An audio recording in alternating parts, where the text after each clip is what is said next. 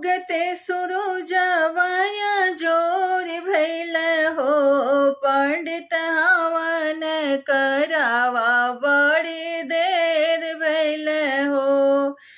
उगते सुरुजवाया जोर भैल हो, पंडित हवन करावा बड़ी देर भैल हो, पंडित हवन करावा बड़ी देर भैल हो। हवनी सुंगी के हीरा में भी आए, हवनी सुंगी के ही लक्ष्मण आए, सीता के आवते जोर भैल हो, पंडित हवन करावा बड़ी देर भैल हो, पंडित हवन करावा बड़ी देर भैल हो। उगते सुरुजवाया जोर भैल हो, उगते सुरुजवा जोर भैल हो, पंडित हवन करावा बड़ी देर भैली हो, पंडित हवन करावा बड़ी देर भैली हो।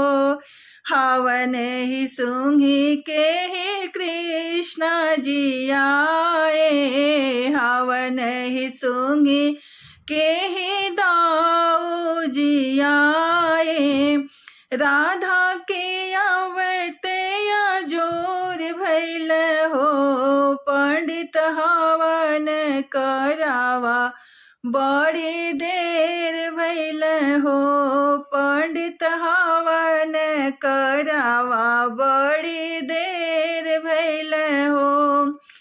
उगते सुरुजवाया जोर भैल हो, उगते सुरुजवा जोर भैल हो, पंडित हवन करावा बड़ी देर भैल हो, पंडित हवन करावा बड़ी देर भैल हो। हवन ही सुंगी के ही विष्णु जी आवे, हवनी सुंगी के ही ब्रह्मा जी आवे, लक्ष्मी के आवते जोर भैल हो, लक्ष्मी के आवते जोर भैल हो, पंडित हवन करावा बड़ी देर भैल हो, पंडित हवन करावा बड़ी देर भैली हो।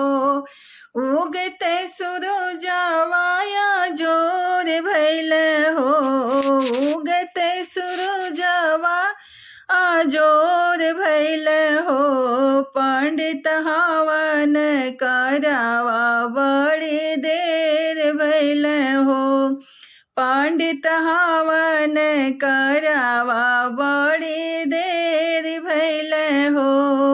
हवन ही सुंगी के ही भोले जी आवे, हवनी सुंगी के ही भोले जी आवे, हवनी सुंगी के गणेश आवे हो, मैया गौरा के आवतया जोर भैल हो, मैया गौरा के आवतया जोर भैल हो, पंडित हवन करावा बड़ी देर भैली हो, पंडित हवन करावा बड़ी देर भैली हो। उगते सुरुजवाया जोर भैल हो, उगते सुरुजवाया जोर भैल हो, पंडित हवन करावा बड़ी देर भैल हो, पंडित हवन करावा बड़ी देर भैल हो।